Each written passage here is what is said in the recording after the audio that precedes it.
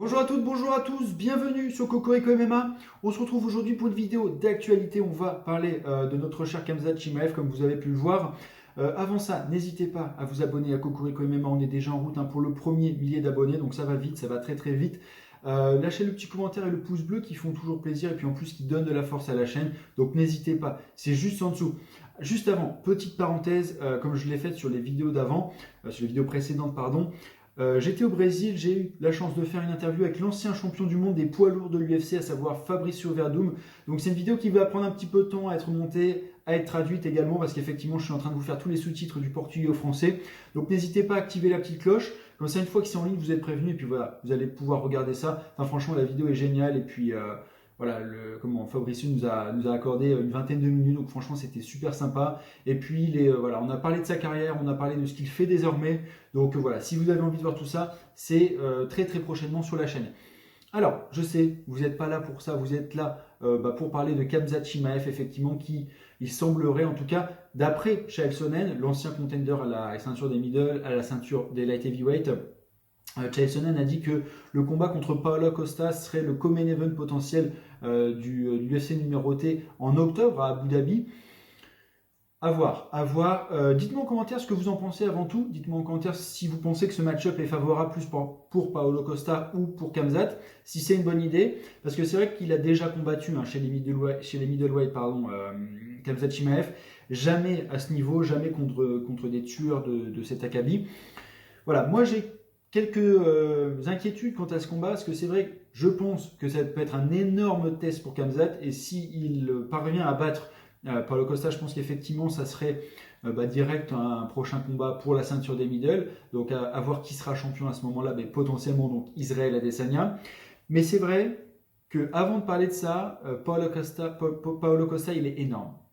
C'est un énorme middleweight, je pense que c'est le deuxième qui cut le plus, à mon avis, après Alex Pereira. Alex Pereira, on le rappelle, il est aux alentours de 105-106 kg en poids de forme avant le cutting. Donc, je vous rappelle, les middle, c'est moins de 84 kg, donc c'est vraiment une perte absolument gigantesque.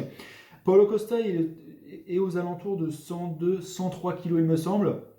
Donc, c'est vrai qu'il cut énormément également, et puis on le voit physiquement, Paulo Costa il est vraiment vraiment énorme, très très massif.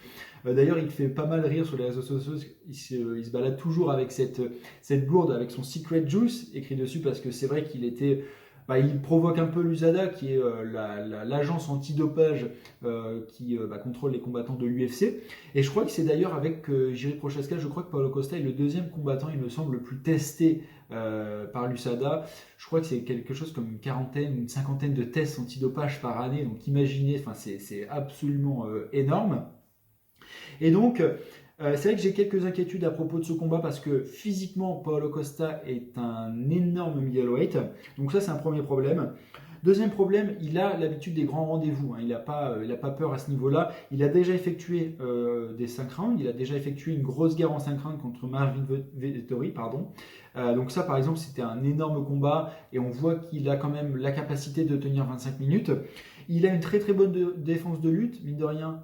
Paulo Costa, il est au niveau de sa défense de lutte, quand il s'allonge sur vous, ça fait extrêmement mal. Et puis j'ai du mal malgré tout à visualiser un Khamzat qui arriverait à contrôler au sol un Paulo Costa qui est sans cesse en mouvement, extrêmement explosif, extrêmement musculeux. Donc j'ai du mal à visualiser ça. Et puis c'est vrai que on voit un Paulo Costa qui est tout en confiance, on voit qu'il l'appelle en tout cas sur les réseaux sociaux depuis plusieurs mois maintenant, qu'il le provoque, qu'il l'insulte et qu'il le veut dans l'octogone. Donc il a toute cette confiance en lui. Donc c'est ce qui me fait dire également que c'est un match-up extrêmement dangereux. Et puis en striking, Paulo Costa c'est quand même un énorme, c'est un bordel, on va pas se le cacher. Il n'a pas ce one punch knockout, il va pas aller coucher quelqu'un en un coup, mais il va vous détruire, il va vous faire mal, il va tenir la dragée haute à des très grands combattants, même à Marvin Vettori, il lui a fait vraiment mal. Quand il arrive à pousser jusqu'à la cage et que vous êtes dos à la cage, et qui commence à envoyer des énormes parpaings au corps et à la tête, en crochet, c'est absolument somptueux.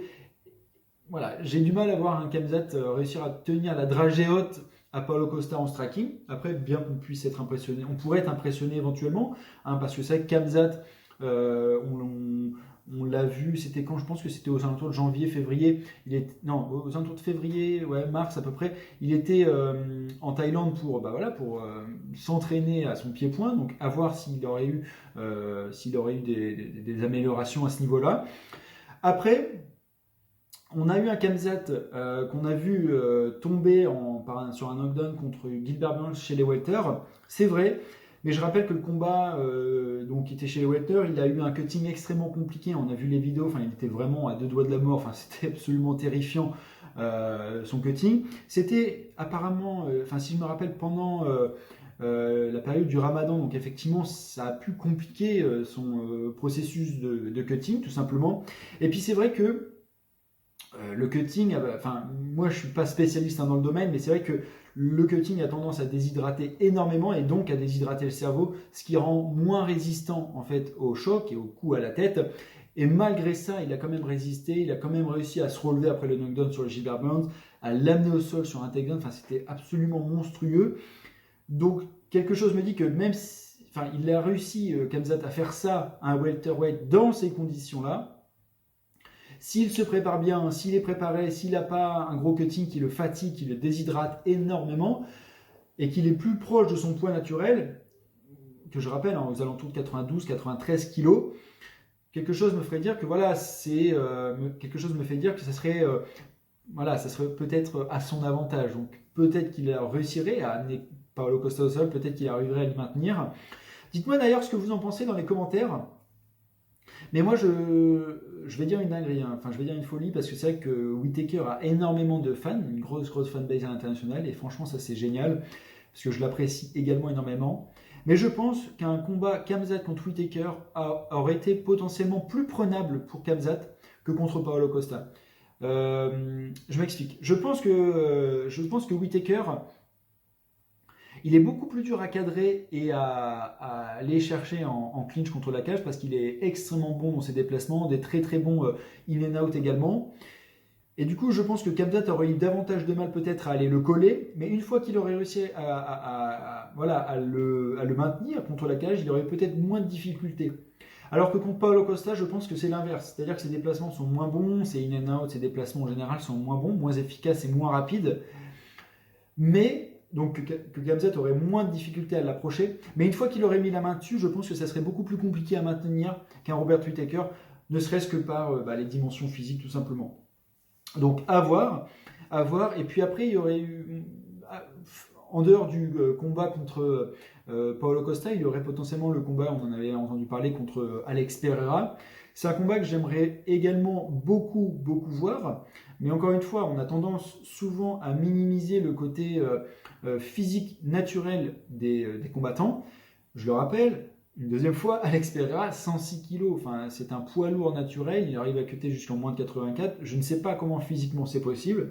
Après là je suis en train de parler de ça, mais bon, il semblerait que Alex Pereira ait confirmé sa montée chez les light heavyweight, donc chez les moins de 93 kg. On verra bien, mais c'est vrai que tout le monde avait dit à l'époque, Khamzat, s'il est booké contre Alex Pereira, ça va être une véritable boucherie, il va le démolir au sol, et puis ça va être terminé très rapidement. Oui, potentiellement, mais on se rappelle quand même que Khamzat fait aux alentours de 92 kg, donc 93 kg.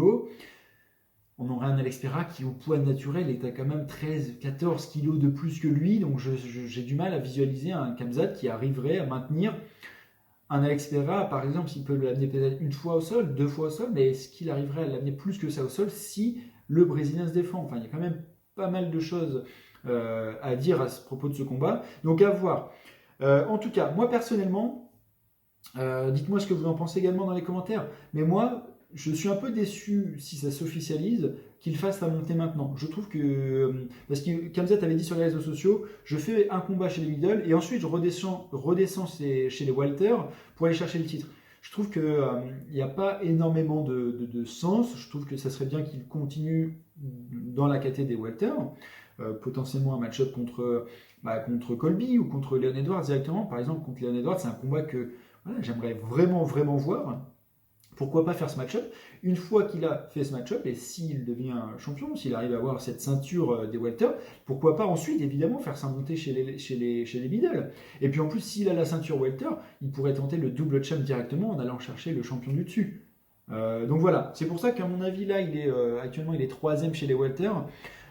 J'ai du mal à visualiser l'UFC lui donner un match-up directement enfin un combat contre le champion de la KT des middle. Il n'y a aucun sens et puis il n'y a aucun mérite à ce niveau-là. Voilà, donc n'hésitez pas à me dire ce que vous en pensez. Et puis en plus, en parlant des welter, je suis en train de penser à ça. Dana White a dit en conférence de presse qu'effectivement, lui, il vise un combat pour le mois de juillet ou août, il me semble, non, pour le mois de juillet, je crois, à Londres, pour Leon Edwards, donc Colby Leon Edwards pour le titre des welter. Donc à voir qui sort vainqueur de ce combat, c'est un combat que j'attends particulièrement. Entre-temps, peut-être que Khamzat ferait effectivement son combat en middle, à voir contre qui, à voir si c'est contre Paulo Costa, Whittaker, etc. Et ensuite, effectivement, aller chercher le titre des welter, c'est ce qu'il disait, mais bon. Voilà, à voir si ensuite il est dans la capacité toujours de faire son cutting. Après, en parlant de cutting, moi je pense que Khamzat Chimaev est naturellement un welterweight. On a tendance à beaucoup écouter sur les réseaux, enfin à beaucoup voir sur les réseaux sociaux, que Khamzat est en réalité un light heavyweight. Je pense que c'est pas du tout le cas. Enfin, je vous rappelle, les light heavyweight, je pense qu'au naturel, ils sont à 105, entre 105 et 110 kg. Enfin, c'est des mecs qui sont énormes. Khamzat est très très costaud également, mais je pense que c'est pas le même gabarit. Après, pour vous dire quand même, j'ai eu la chance de voir Khamzat Chimaev de mes propres yeux en vrai. C'est vrai qu'il est monstrueux. Il est surtout très grand, avec des très grands bras, des grands segments en général. Et puis, il est quand même très massif. Je l'ai vu au mois de janvier, donc effectivement, il n'était pas en processus de cutting, etc. Donc, il est vraiment balèze. Mais j'ai du mal à le voir contre un Jiri, contre un Jamal Hill. Enfin, je ne vois pas du tout ce combat se profiler. Je pense qu'il y aura un déficit de puissance énorme. Donc, j'ai du mal à voir ça. Donc, je ne pense pas que la catégorie des light heavyweight soit la catégorie pour Khamzat. Après, effectivement, il peut combattre, fluctuer éventuellement entre les welter et les middle. Si, alors là, il y a un énorme si, il est bien entouré, tout simplement. Parce que je pense que le problème qu'il y a en fait dans ce gym, dans ce camp, dans cette équipe de Khamzat, c'est qu'il n'est pas bien entouré pour faire ses cuttings. Je pense qu'il manque un spécialiste, un diététicien, enfin quelqu'un qui est spécialiste du domaine, qui pourrait lui permettre de cutter de manière plus safe et puis plus efficace, moins dure. Et je pense qu'effectivement, il conserverait peut-être davantage d'énergie, davantage de cardio et un petit peu plus de résistance. Donc je pense que ça serait tout à ça serait bénéfique pour lui. Mais bon, voilà, on voit sur les vidéos, je pense que c'est pas trop leur manière de fonctionner. Ils sont beaucoup plus durs, beaucoup plus durs au général. Et puis en effet, je pense qu'ils sont pas assez techniques dans leur cutting, ce qui fait qu'effectivement Khamzat se retrouve à la pesée avec 4 kg en trop. Donc voilà, n'hésitez pas à me dire ce que vous en pensez en commentaire, mais c'est vrai que en tout cas Khamzat ne manque pas d'adversaires potentiels. Colby, Leon Edwards, Whittaker, Paulo Costa, Israel Adesanya, Alex Pereira, enfin il y a une multitude de combats qui pourraient se profiler. Moi j'aimerais bien le voir en tout cas prendre la ceinture des welter contre Leon Edwards, parce que je pense qu'il y a réellement possibilité. Ensuite faire sa montée potentielle chez les middle. Et puis pourquoi pas un jour aller se sacrifier une fois sur un one shot, redescendre en welter, par exemple contre un Shavkat qui serait monté entre temps. Voilà, il y aurait énormément de possibilités.